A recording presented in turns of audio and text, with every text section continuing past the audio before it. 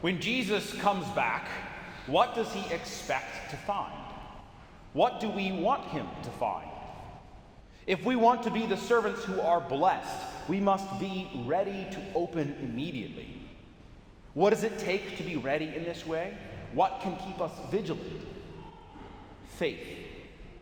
And what is faith? According to our second reading from the letter to the Hebrews, faith is the realization of what is hoped for, and evidence of things not seen. This is much more than simply agreeing with a set of ideas. The realization of what is hoped for. That assumes there is something you hope for, something you are looking forward to but do not yet have. Unlike a nice home, a good job, lots of money, or just fun, the kind of hope is for things that we do not find in this life, not fully, things we can't get for ourselves. No, our hope is for heaven, life with God, perfect holiness, things beyond this world, yet made real in it. That's the point of calling faith a realization of them. They aren't just distant ideas or goals, but made real through an inner sense of conviction and a way of life that proves it. Hebrews goes on to call faith evidence of things not seen. Faith is not saying, I think God is real. It is knowing he's real with the same conviction that you know something like gravity. How do you know gravity? Evidence.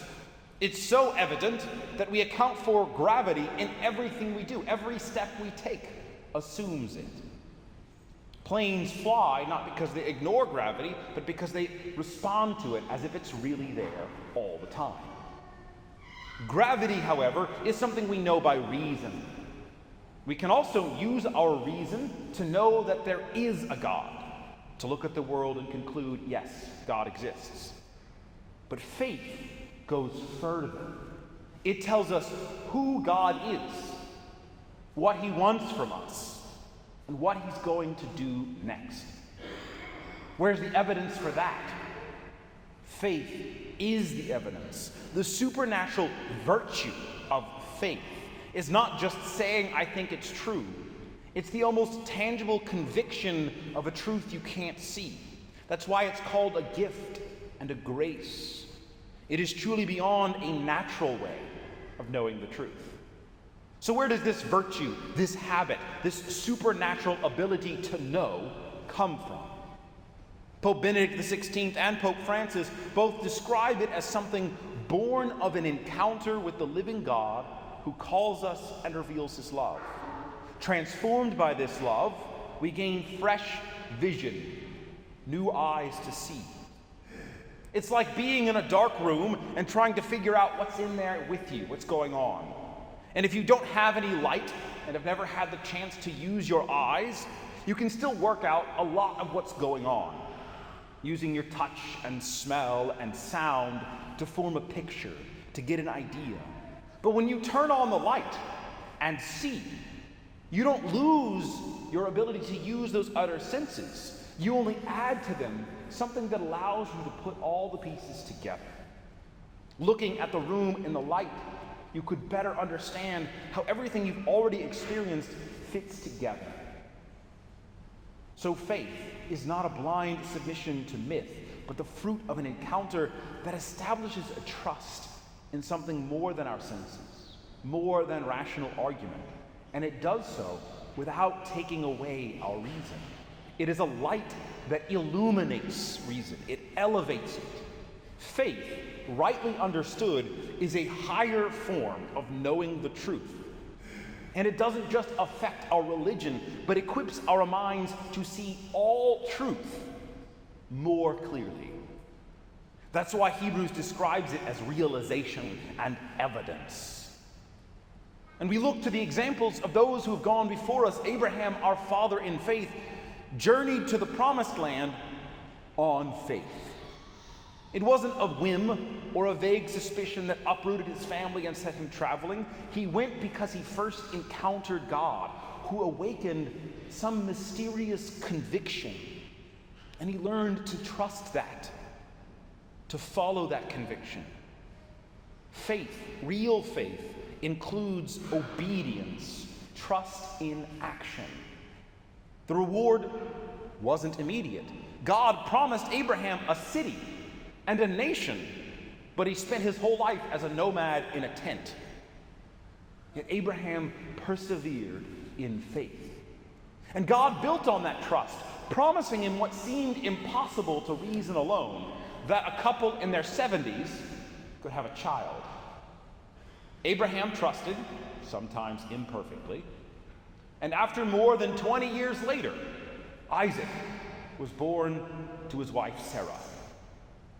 Building still further, God asked of him a sacrifice. Abraham's realization and evidence, his faith, illuminated his decision beyond what mere human reason would tell him, which would say, keep the child alive. The same God who gave him a miraculous child must be perfectly able to raise that child from the dead. So Abraham knew it wasn't a gamble. He knew he was about to sacrifice Isaac, and yet when he left the house, he told his wife, "We will come back to you." He knew Isaac would be with him when he came home, though he did not know how. And he was right. So Isaac, his son, becomes the first prophecy, the first clear symbol of the greatest act of love in all of existence, the death and resurrection of Jesus Christ. What does this mean for us? It means that we need to do the same thing as Abraham: encounter God, have faith in him and obey, and then become a symbol of his Son. This is not quite the same thing as just showing up to Mass or just sending the kids to catechism. Those things are necessary expressions of faith, but they are rarely the source. To raise yourself up in faith, to raise up your children in faith, requires this encounter, this mysterious spiritual conviction that undergirds the culture and the practice. Have you encountered God? He can, and sometimes does, break into our lives to make that encounter happen. But do you create time and space for it?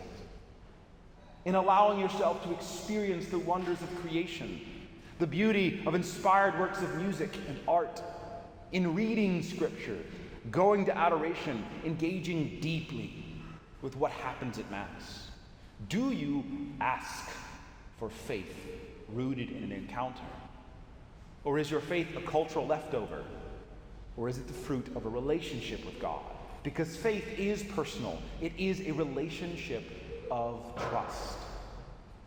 And if you have that foundation, do you obey him? Abraham's trust wasn't real until he did what he was commanded to do. God came as Jesus Christ and gave his authority to the church.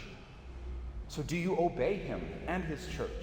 Are you like that servant, vigilant for the master's return? And does that vigilant perseverance hold true in the face of sacrifice, giving up money or success, or even close relationships if they conflict with your relationship with God that must come first? It is not until Abraham is willing to lose Isaac that he gets him back as he's meant to be, a sign of Jesus Christ, the Son of God. So it is not until we are willing to sacrifice our own lives in faith that we fully become what we already are, sons and daughters in the Son who died for us, rose from the dead, ascended into heaven, and is coming back.